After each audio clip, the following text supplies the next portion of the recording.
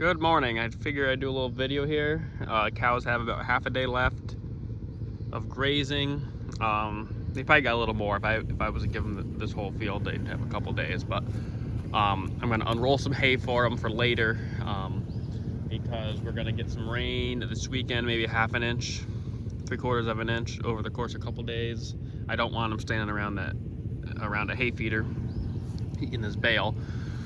So I'm gonna unroll about 3 days worth of hay, which is gonna be almost all this, maybe 2 days worth of hay after this bale, let them eat it.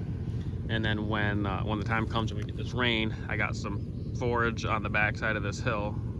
I'll let them graze for a couple days while it's wet, and then I'll come back and unroll the rest of this bale. I don't wanna unroll it all out. There's about 3 to 4 days of hay here, and if that gets wet, when it's all spread out on the ground, I doubt they're really gonna want to eat it. So I'm gonna try and just give them enough for a couple days, keep the rest of the bale intact, and then unroll it after the rain. So got the truck up here today unrolling it. It's pretty hard. We had an inch of rain 2 nights ago, but well, we had 3/4 of an inch 2 nights ago. But it's hard, so took the truck up. Just gonna unroll it in a line here, and then tonight I'll come and put a wire up. That way they have to reach under the wire to eat the hay and they're not trampling on it.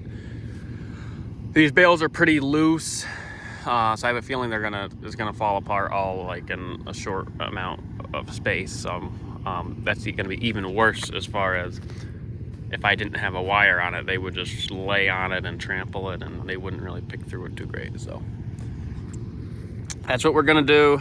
Cows are way over there grazing. I don't know if you can see them. There's a couple close ones getting water and watching me, and they're gonna be wanting this hay. So figured I'd do a short little video here and show you guys. All right, got most of it rolled out here. A little more in the beginning. I picked it up, spaced it out. That way I could just fork this out into that space and this space. Left that much here, and I'm very excited. I just happened to look, and there's some purple top in here, which is a native warm season grass. I don't know how well this camera's picking it up. The glare's terrible on my phone, but that's purple top. I just noticed some more out right here. So that's great. That's what I want to look at. Oh, shit. Some more. Awesome. That's really cool. You never know with what seed's gonna be in here, you know, weeds and whatnot. But I'm very, very happy about that purple top. Cows are wanting. What is that? I don't know. Cows are.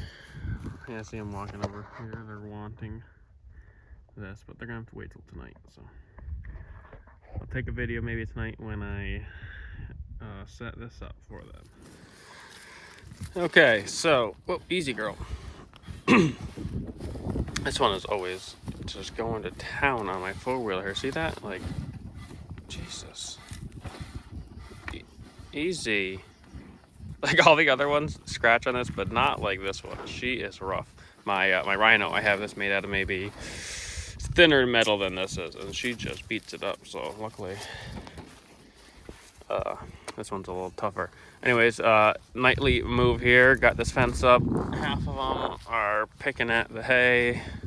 The other ones are grazing because there was right about where that black cow was a back fence, so they couldn't come this way. So there is actually some green growth here.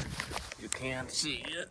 So they're gonna eat that first, and then pick away at whatever hay they can get. So supposed to get a little rain tonight, like maybe a tenth, so not too bad. I don't think it's not gonna soak this hay, but we'll see how this fence line feeding works. It works good in the wintertime, like when the ground's frozen and stuff.